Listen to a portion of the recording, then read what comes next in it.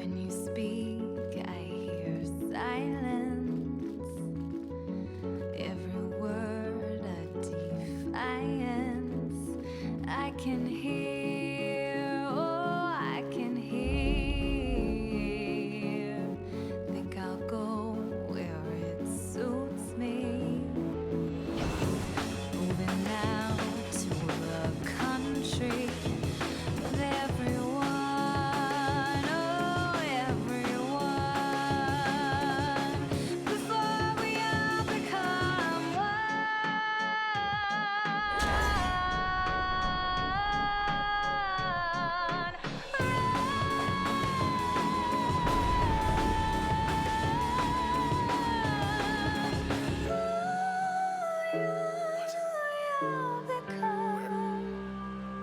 This cutscene more or less tells you the entire plot of Transistor. Early on, you see a group of people holding a strange-looking neon sword in what looks like an attempt to kill you, only to be thwarted by a faceless man stepping in its path. But the game doesn't open with this, but rather with exactly what follows. Hey, Red. We're not gonna get away with this, are we? Now, Transistor is a game that I picked up recently after a fan recommended the title to me. I had heard of Supergiant Games' prior work on Bastion and the hype around Pyre, but as someone who has always been a fan of cyberpunk-style games, Transistor is definitely at the top of my priority list. The concept is rather simple, if told a little bit slowly. You are Red, a popular singer in the city of Cloudbank, a democratic utopia where everything is determined by the direct votes of the people. Whether this be the color of the sky, the building of new buildings, the destruction of old buildings, and so on. A mysterious group known as the Camerata attempt an attack on your life, and you are saved by a man throwing himself in front of the incoming Transistor, that big neon sword, and is now trapped in the sword itself, with you losing your voice in the process. So our mute protagonist and our very talkative sword guy go out to get revenge on the Camerata. That is the very basic plot line of the game, and things you learn within the first 20 minutes of playtime, but are not expressively told to you.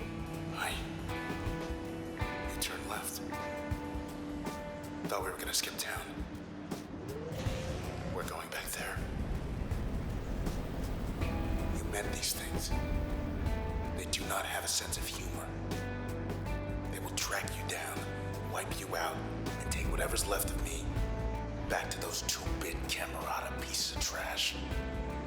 See, unlike the cinematic that I showed you in the beginning, most of Transistor is told either subtly or in bits and pieces. Story elements are tied to gameplay, as in order to find out more about a certain character, you have to use their specific special ability. Then, once you learn more about them, you need to mentally backtrack a little to put it into context. This is one of those types of storytelling styles that gives me, and many others, a little trouble on the first go-around. The man inside the Transistor is somebody, but you don't understand who until you learn more about him down the line. And when you do, what he says and the actions he takes make more sense to him. Taking the risk of sounding like a poorly articulated games journalist, it's similar to the item description discovery in Dark Souls. You enter a new area, some things may attack you or events happen, and you receive items that, when read, piece it all together and further the plot. In Transistor, furthering the plot requires use of characters' data in combat, which leads to gameplay. I don't have a whole lot of experience with top-down games like Transistor, but combining turn-based elements as well as real-time combat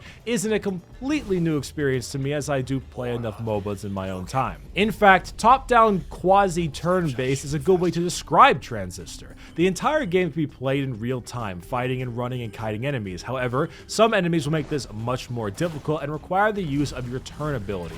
This allows you to stop time, plan out your strikes, and execute them extremely quickly. The only downside is while your turn meter recharges, you cannot use any ability in the interim, and will be spending your time dodging or kiting again until it recharges. What's nice about Transistor is the core gameplay loop is not only fun, but rewards experimentation heavily, not just from a gameplay standpoint, but from a story standpoint. See, you collect information about characters via your Transistor itself. Each character is an ability that can be placed in a primary, secondary, or passive slot. So you either use it as a main tool, have it as a modifier for another ability, or simply as a passive buff. For instance, our main character, Red, has the ability Crash, a short-range attack that stuns and debuffs enemies.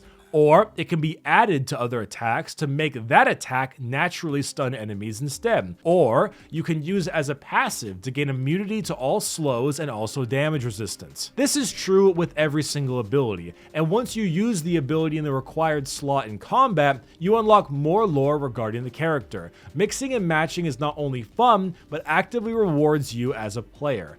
I assumed I was going to use Breach the entire game, but lo and behold, I fell in love with Bounce, because with the right add-ons, Bounce can be stupidly powerful, and I adore it. But honestly, I'm not here to rave about Transistor's gameplay. It's fluid and fun, and the overall loop is enjoyable, and even more so on New Game Plus. There is one thing that everyone should always remember when it comes to any form of media, whether it be TV, movies, or video games. Graphics, gameplay, voice acting even, can all come second to a good story. A bad story will almost destroy any semblance of enjoyment that you could have out of a campaign. As much as I may enjoy it, Metal Gear Solid is a very cheesy game with some cheesy voice acting, some clunky gameplay, and poor graphics. But the story in its own right makes it such an enjoyable experience that it is heavily regarded as a fantastic game. Of course, this should be stated that this is about the single player section of any game. Call of Duty has had a poor campaign for years, but people still loved it because its multiplayer was generally rather enjoyable. But I can forgive bad CGI. I can forgive some awkward delivery in lines. I can forgive one-dimensional combat if the story is good. One of my favorite games, Spec Ops: The Line, has a rather bland, simple, mediocre third-person combat. But the story was so well done, it remains one of my favorites. Mass Effect 1 has some of the most clunky, poorly made third-person combat I have ever seen, but the story and the characters kept me coming back. This is why people are slowly becoming less infatuated with Marvel movies. If the story is the exact same every single time, no big-budget action scenes are going to make it any better. I'm sure as sugar, they spent a ton of money on Transformers, but you couldn't pay me enough money to watch the second film again. Transistor has been on the forefront of every thought I've had for many days. I completed my playthrough of it on my second channel, and while enjoyable, the only things that stuck with me were the music and the ending. But it kept making me think, so I played it again. And I discovered everything I'd been missing. Character motivations were coming together, the story was unraveling in front of me, certain locations and dialogue made more sense. Everything made more sense. Because, like I mentioned before in Dark Souls, you explore an environment and you understand it later. Now, as I explored it, my appreciation grew immense. The relationship between Red and the unnamed man stuck in the Transistor became more apparent. The camarada and their motivations became sympathetic. The city of Cloudbank felt like a home. It was believable. I believed that these characters lived here and experienced this life day by day. I got it. And not every story element on Transistor is explicitly told to you. A large portion of the game is simply, this happened, do not question it. Because it's not entirely explained. Not everything is explained to you. And mostly that's okay. I don't need the entire game to be spoon-fed to me. There are certain parts of the game that I kind of wish I had more context on, but it can be pieced together through your own mental imaging. A story like Transistor is one that needs to be experienced and not told. I've done my best to keep from spoiling anything in the game because so much of this left a lasting impact on me that experiencing it firsthand is of utmost importance. The music alone, oh my goodness, the music is beautiful. I bought the entire soundtrack on vinyl at PAX East. I don't even own a player for it. I'm gonna buy one though. Storytelling is an art form. We all know that. The ability to move you, sway your emotions. Gameplay in a game can be fun or frustrating, but gameplay is simply a tool to tell a good story. It's a vessel. A while ago, someone asked me what is one of the goals I have as a YouTuber and streamer. One of the answers I gave was influence. The ability to say and do things that have a lasting impact on people. I slept on Transistor for too long. I hope that you won't. Allow me to present this incredible game and have it move you like it moved me, and not let this magnificent storytelling go to waste. Because this game is a piece of art that really deserves your attention.